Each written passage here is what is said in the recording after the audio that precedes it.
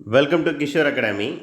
இன்றைக்கி இந்த வீடியோவில் 9th standard maths English medium 3rd midterm test 2024 Virudhunagar district question பேப்பரில் உள்ள கொஸ்டினுக்கு சொல்யூஷன்ஸ் என்ன அப்படிங்கிறத பார்க்க போகிறோம். ஒன் வேர்ட்ஸுக்கு ஆன்சர்ஸ் என்ன அப்படிங்கிறத இந்த வீடியோவில் பார்க்க போகிறோம். Question number 1. If the side of the triangles are 3, 4, 5 centimetre respectively, then the area. So ஒரு ட்ரையாங்கிள் கொடுத்து அந்த ட்ரையாங்கிளோட 3 சைடோட வேல்யூ என்ன அப்படிங்கிறது கொடுத்துட்டாங்க.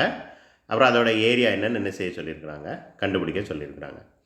ஸோ 3 வேல்யூவும் வேறு வேல்யூ இருக்குது. ஸோ ஸ்கெலனி ட்ரையாங்கிள் பார்த்தாலே தெரியுது.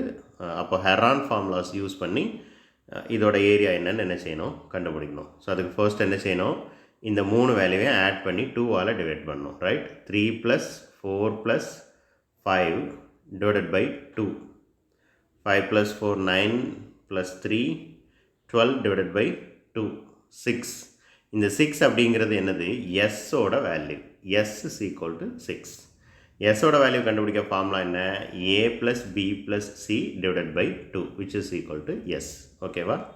இப்போ s ஓட வேல்யூ வந்து 6ன்னு என்ன செஞ்சாச்சு, கண்டுபிடிச்சாச்சு. அதுக்கப்புறம் ஹெரான் ஃபார்முலா கண்டுபிடிக்க ஹெரான்ஸ் ஃபார்முலா என்ன, s into s minus a, s minus b and s minus c.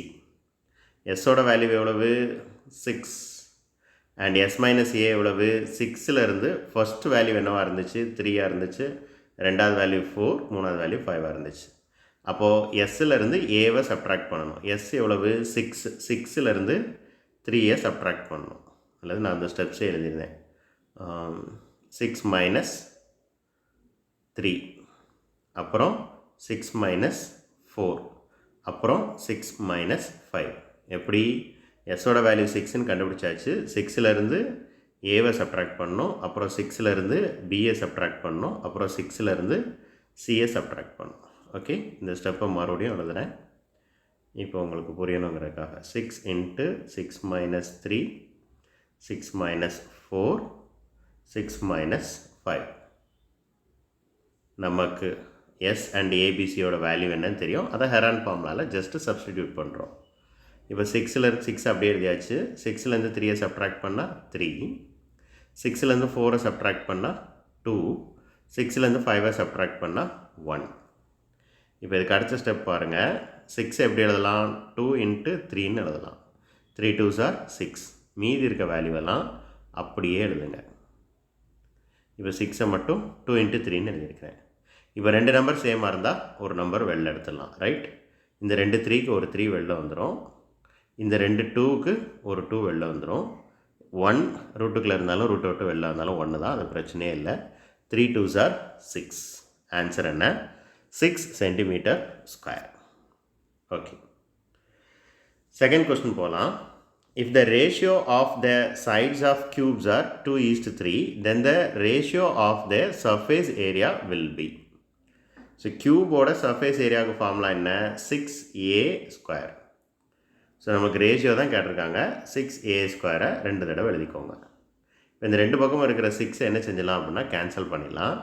ஏயோட வேல்யூவை இப்போ இந்த ஃபார்முலாவில் சப்ஸ்டிடியூட் பண்ணுங்கள். 2 3, அப்போ 2² 3². 2² எவ்வளவு, 4. 3² எவ்வளவு, 9. ஸோ 3² என்னது, 3 into 3.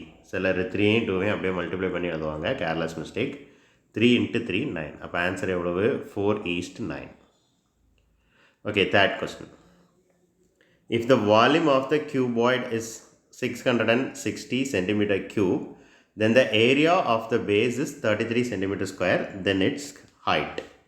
ஸோ இது வந்து வால்யூமுக்கு ஃபார்முலா என்ன அப்படின்னா L into B into H.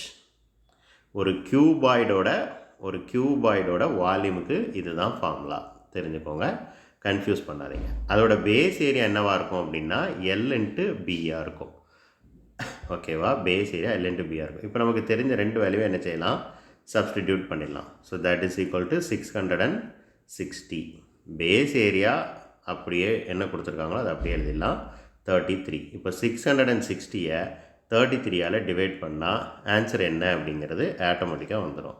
So ஒரு கியூபாய்டோட பேஸ் எப்படி இருக்கும் அப்படின்னா ஒரு ரெக்டாங்கிளாக இருக்கும். நீங்கள் ஜஸ்ட் இமேஜின் பண்ணி பாருங்கள், அல்லது அந்த படத்தை எடுத்து பாருங்கள், அல்லது ஒரு கியூபாய்ட் ஷேப்பில் நம்ம வீட்டில் என்ன ஆப்ஜெக்ட் இருக்கோ அதை எடுத்து அதோட பேஸ் ஏரியா என்னவாக இருக்கும் அப்படின்னு சொல்லி பாருங்கள்.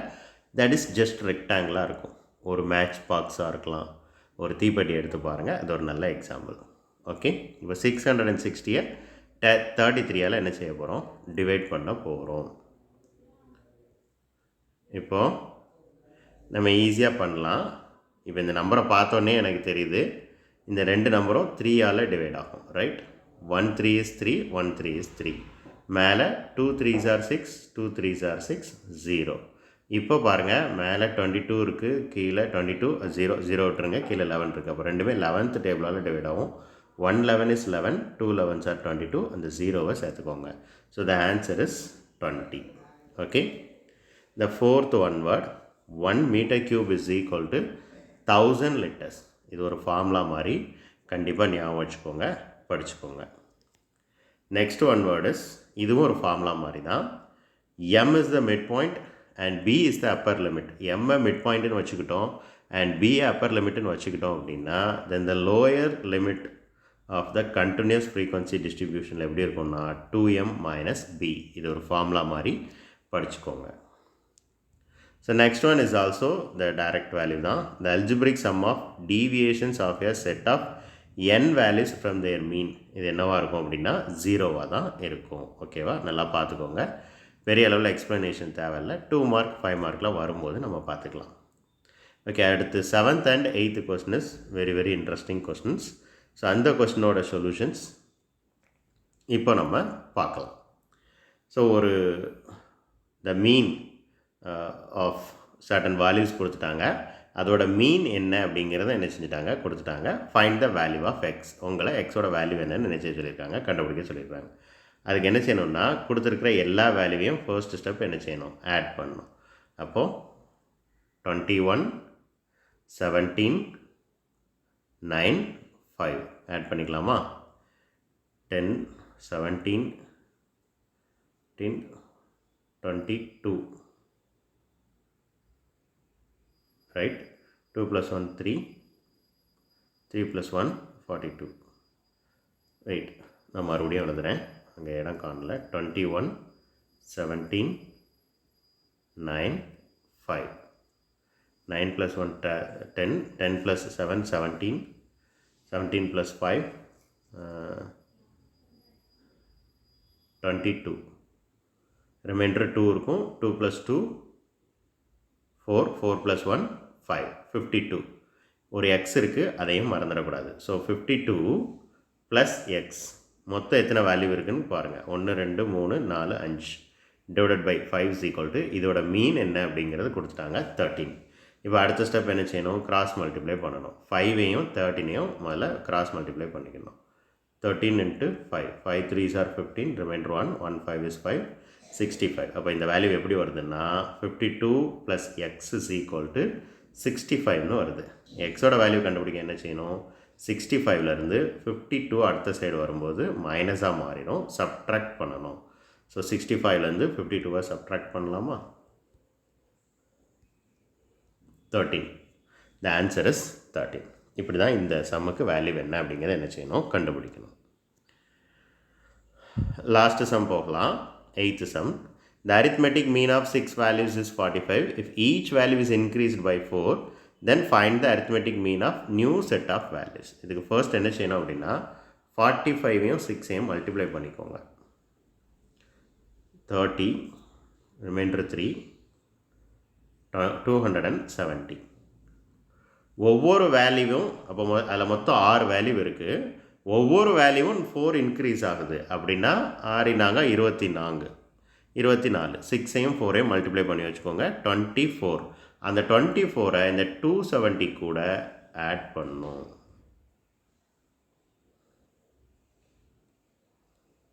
4 294. இப்போ நியூ வேல்யூ என்ன அப்படின்னா 294. இந்த 294ஐ மறுபடியும் 6ஆல் டிவைட் பண்ணும்.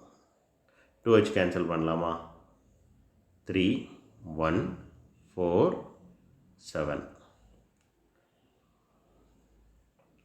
மறுபடியும் 3ஆல் கேன்சல் ஆகும். 1 3 is 3, 4 3s are 12, remainder 2 27, 9 3s are 27, 49. So the new mean வந்து எவ்வளோ இருக்கும் அப்படின்னா 49 இருக்கும்.